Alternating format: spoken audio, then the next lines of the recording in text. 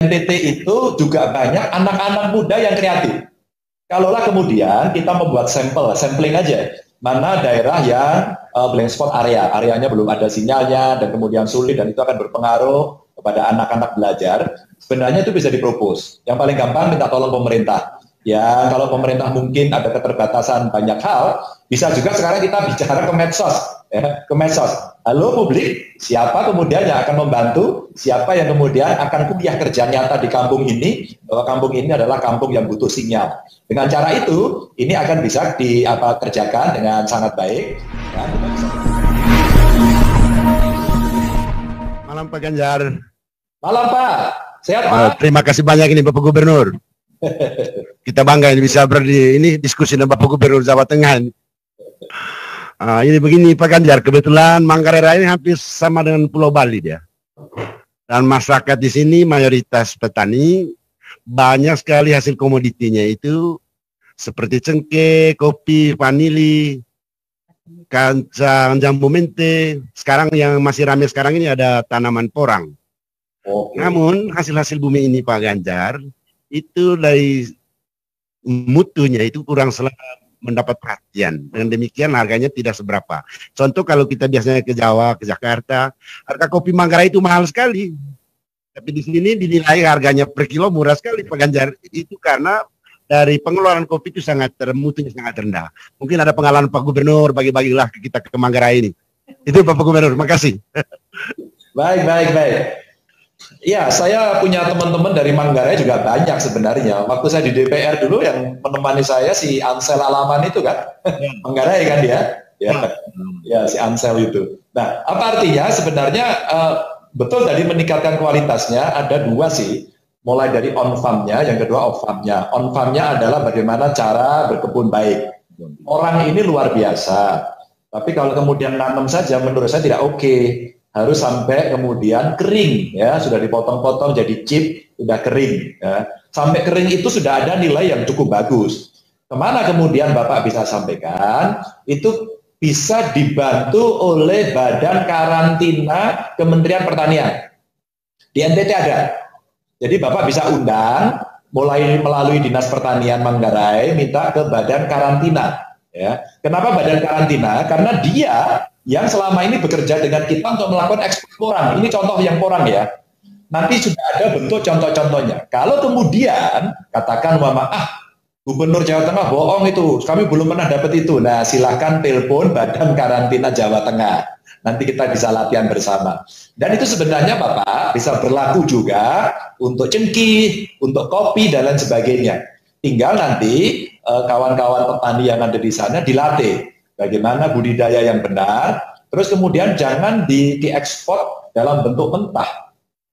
Akan lebih baik kalau sudah diolah meskipun setengah, ya. Harus diolah meskipun setengah.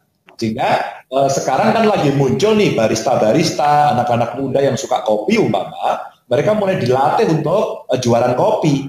Dan kalau kemudian sudah bisa diolah, kopinya bagus, siapa tahu kemudian itu menjadi brandnya kopi Manggarai umpama. Atau kemudian yang cengkehnya bisa didorong. Cengkehnya untuk apa sih? Oh, pabrik rokok. Maka pabrik rokoknya diajak bicara. Ya, kami punya cengkeh yang bagus, yang seperti ini dan seterusnya. Atau kalau cengkehnya nggak bagus, kita minta tolong kepada pabrik. Cengkeh yang bagus yang Anda harapkan yang seperti apa sih begitu? Jika kita mengikuti customer, itu cara-cara yang banyak. Jadi Bapak, intinya Dinas Pertaniannya itu bisa turun untuk melihat situasinya, melakukan memberikan pertanyaan kepada petani, apa yang jadi masalah begitu ya, terus kemudian bagaimana penyelesaiannya. Nanti biasanya ini akan diikuti oleh pelatihan melalui sekolah lapang pertanian. Nah, kalau dengan sekolah lapang pertanian itu bisa dilakukan, maka sebenarnya ini akan sangat bisa menolong banyak sekali. Banyak komunitas-komunitas dari daerah memang kemarin itu diekspor dari Jawa Tengah. Jadi porang itu ternyata dari seluruh Indonesia masuk ke Jawa Tengah dulu, baru keluar dari Jawa Tengah. Jadi kenapa? Karena tidak banyak pabrik-pabrik yang mau mengolah. Minimal hanya untuk menjadi porang yang kering gitu aja, ternyata belum bisa teknologinya. Padahal itu sebenarnya tidak terlalu sulit begitu. Jadi untuk teman-teman di NTT di Manggarai sebenarnya kita bisa lakukan itu. Jadi pertanyaan yang paling gampang sekarang, kemana kami bertanya? Ke Dinas Pertanian. Ya. Terus kemudian, kalau tidak, ada banyak sekali aplikasi yang bisa digunakan. Umpama namanya Edge Villages, ya, 8. Edge Villages, itu juga aplikasi petani. Ya, itu juga bisa digunakan. Jadi kalau begitu masuk di situ, itu nanti orang tanya jawab, bisa konsultasi.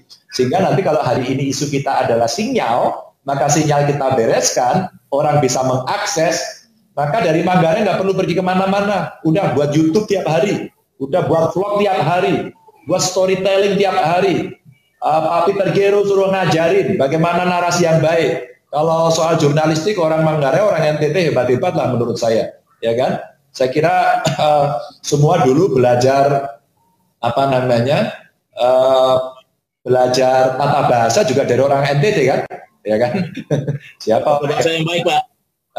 Siapa yang tidak kenal dengan keluarga Keraf di sana begitu ya? Jadi betul, Pak Sony. Jadi artinya sebenarnya sangat bisa, dan betul satu teknologi ini bisa masuk, seluruhnya turunannya akan bisa mengikuti. Tinggal menyiapkan, petani disiapkan untuk bisa belajar mengakses, minimal belajar mute, unmute, begitu kan, posting, begitu kan, buat akun, begitu kan, membalas chatting, itu sesuatu yang sederhana. Tapi apakah di Jawa sudah maju? Jangan salah, belum juga. Begitu terjadi pandemi, saya tanya pada UMKM, apa kesulitan kalian? Marketing, Pak. Marketing apa? Online, Pak. Oke, sekarang yang tidak bisa online angkat tangan. Saya, Pak. Oke, kamu besok kumpul ya. Saya buatkan tempat bekerja bersama-sama. Tempat kumpul mereka. Namanya co-working space. Tempatnya kecil, saya kasih fasilitas, teknologi informasi semuanya lengkap dari pemerintah. Terus kemudian anak-anak muda seluruh Indonesia, bukan dari Jawa Tengah, seluruh Indonesia saya hadirkan. Oh, ini punya pengalaman packaging, ini marketing, ini soal akses modal, gitu ya. Terus kemudian ini yang punya pengalaman marketplace di platform-platform untuk jualan online, cara mengirimkan paket dan seterusnya. Jadi itu dilatih dan tidak terlalu lama. Latihan seperti itu 2 hari cukup. Maka banyak orang, ibu-ibu, anak-anak muda, gitu ya, buat kaos kayak saya begini, dibuat, siapa mau pesan pre-order, waduh, bisa desain sendiri, udah dari rumah. Jualan online, kirim. Saya belum lupa kok, dulu ngobrol sama anak-anak muda NTT, dia buat moringa ya. Moringa itu dibuat coklat, dibuat teh. Itu sampai sekarang saya masih beli langsung dari NTT. Madunya NTT kan luar biasa. Sekarang packagingnya bagus, kalau nggak salah di package di Bali malahan itu. Terus kemudian bentuknya bagus, ada yang pahit, ada yang manis. Yang asin ada nggak ya madunya? Saya lupa itu. Tapi pokoknya macam-macam, dan itu madu dari NTT. Akhirnya sampai saya masih beli dikirim gitu. Pak Ganjar saya kirim, oh nggak boleh, saya harus beli. Kalau Anda ngirimi saya jadi gratifikasi. Nanti gratifikasi madu, gratifikasi moringa, jadi nanti nggak lucu gitu ya. Jadi artinya sekarang dengan adanya teknologi informasi tidak ada sekat-sekat itu lagi. Tinggal sekarang masyarakat semuanya mesti disiapkan.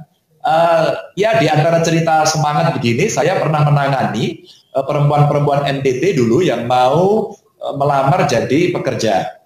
Katanya mau dikirim ke Batam. Ya, setelah itu dilatih di Semarang. Apa yang terjadi? Ternyata dia masuk dalam kejahatan trafficking. Jadi waktu itu saya datangi, terus kemudian kita ambil alih, saya masukkan ke shelter gitu kan. Dari NTT ada ibu-ibu yang masih muda-muda begitu, ternyata mau dijual gitu. Akhirnya kita bisa